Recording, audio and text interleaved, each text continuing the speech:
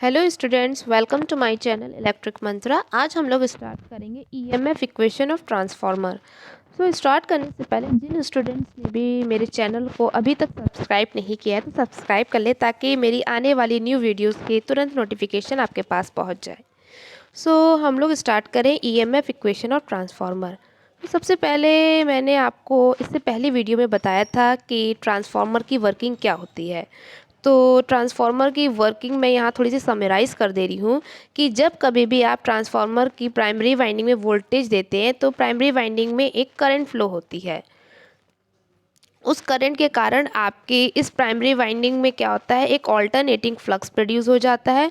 वो alternating flux जो रहता है आपके इस मैग्नेटिक कोर के माध्यम से आगे बढ़ता है। जब ये फ्लक्स जो है सेकेंडरी वाइंडिंग को कट करता है तो यहाँ पर एक ईएमएफ इंड्यूस्ड हो जाता है फैराडेज लॉ के नियम के अनुसार। फैराडे ने क्या बोला था?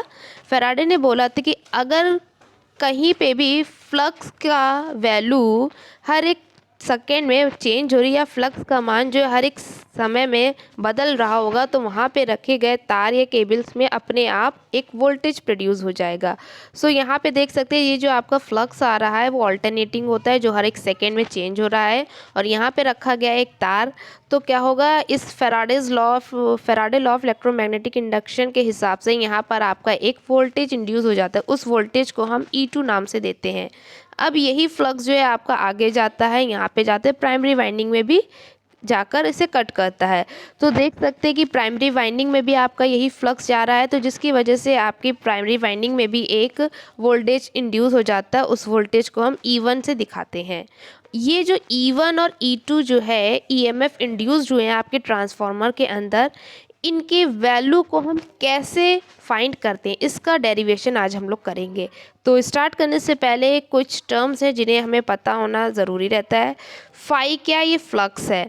यहाँ पे जो आपका ट्रांसफार्मर होता है, ट्रांसफार्मर के कोर में जो भी फ्लक्स यहाँ पे प्रोड्यूस है या फिर इस्टेब्लिश्ड हुआ है, उसकी वैल्यू ये फाई एम से हम दिखा रहे हैं। एफ क्या है? यहाँ पे सप्लाई फ्रीक्वेंसी। एन क्या है? प्राइमरी वाइंडिंग में नंबर ऑफ टर्न्स की संख्या। नंबर ऑफ टर्न्स क्या होता है? जब ये नंबर ऑफ टर्न्स क्या है, जब प्राइमरी वाइंडिंग को जिस तरह से लपेट दिया जाता है, ये लपेटने वाले वर्तों की संख्या कितनी है, उसे हम नंबर ऑफ टर्न्स बोलते हैं। N2 क्या है? आपकी सेकेंडरी वाइंडिंग में नंबर ऑफ टर्न्स की संख्या। E1 क्या है? आपकी प्राइमरी वाइंडिंग में जो भी ईएमएफ इंड्यूस्ड हुआ है उसकी वैल्यू। और E2 क्या है? आपका सेकेंडरी वाइंडिंग में जो भी ईएमएफ इंड्यूस हुआ है उसकी वैल्यू को यहाँ पे दिखाया गया है। स्टार्ट करते हैं डेरिवेशन से। तो सबसे पहले फैराडेज का हम नियम लगाते हैं। फैराडे का फॉर्मूला क्या था? E = -N dφ/dt। ठीक है, जैसे कि हम लोग ने पढ़ा है अभी कि ट्रांसफार्मर हमेशा एसी वोल्टेज से चलता है। ठीक है, एसी वोल्टेज से चलता है। जब एसी वोल्टेज देते हैं तो आपकी एसी करंट निकलती, जब एसी करंट निकलती तो एसी फ्लक्स प्रोड्यूस होता है।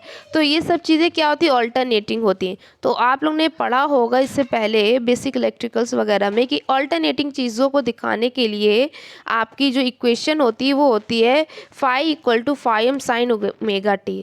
तो फ्लक्स यहाँ ऑल्टरनेटिंग है, तो ऑल्टरनेटिंग फ्लक्स की जो इक्वेशन होगी वो ये होगी, फाई = φm sin ω t। ठीक है, फिर हम लोग क्या करेंगे, इस फाई = φm sin ω t को इस फर्स्ट इक्वेशन में पुट कर देंगे, जो कि हमारी इक्वेशन क्या बनकर तैयार होगी? E = -N d/dt φm sin ω t।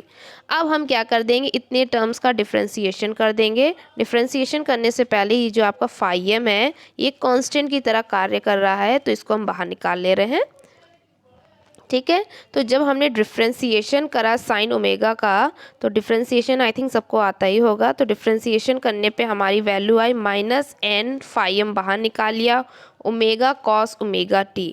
ये वैल्यू आपकी डिफ्रेंसिएशन करने पर आई।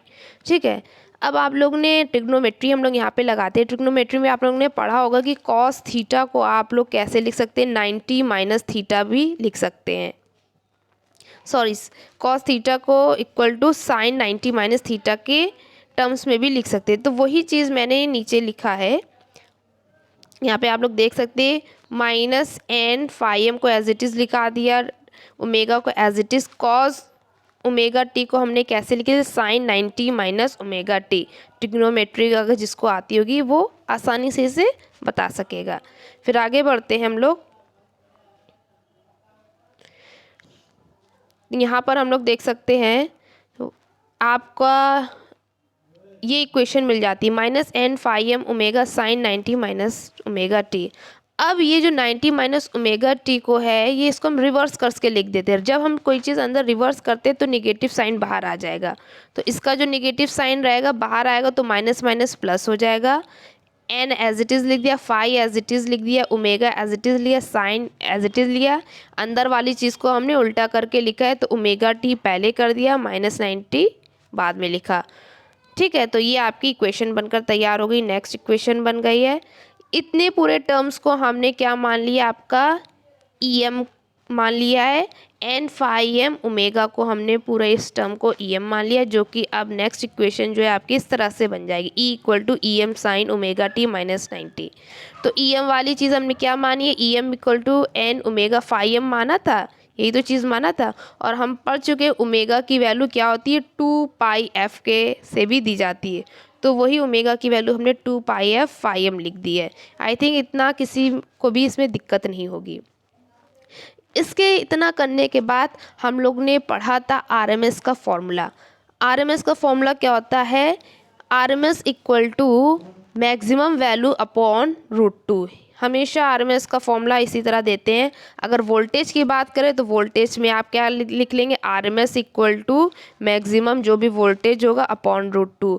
करंट की बात करें, करंट निकालना तो I RMS equal to I M upon √2। यहाँ पर हम इंड्यूस्ड ईएमएफ निकाल लें तो इंड्यूस ईएमएफ का RMS equal to E max upon √2 कर दिया। ये आरएमएस का फॉर्मूला होता है। ठीक है, ई मैक्स की वैल्यू क्या है जो कि हमने ऊपर निकाली है, ई मैक्स की वैल्यू निकली है 2 pi F N phi M upon √2। ठीक है, ये हमारी आ गई क्वेश्चन। अब हम 2 अपॉन √2, ये जो आपका 2√2 वैल्यू है इसको सॉल्व करेंगे। अगर जैसे ही सॉल्व करेंगे तो हमारी वैल्यू आएगी 4.44। एफ को हमने एज इट इज़ लिख लिया, एन को एज इट इज़ लिया, फाई को एज इट इज़ लिया।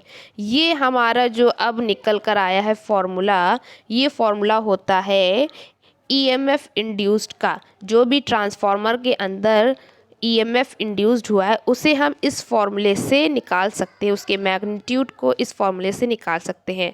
अब हम लोग ने इससे पहले पढ़ा ही था कि ये ईएमएफ जो है आपका प्राइमरी वाइंडिंग में भी प्रोड्यूस होता है और सेकेंडरी वाइंडिंग में भी। तो अगर प्राइमरी वाइंडिंग में यही ईएमएफ के मान निकालना होगा तो E1 equal to 4.44 F. N कौन सा रखेंगे, प्राइमरी वाइंडिंग के number of turns phi M.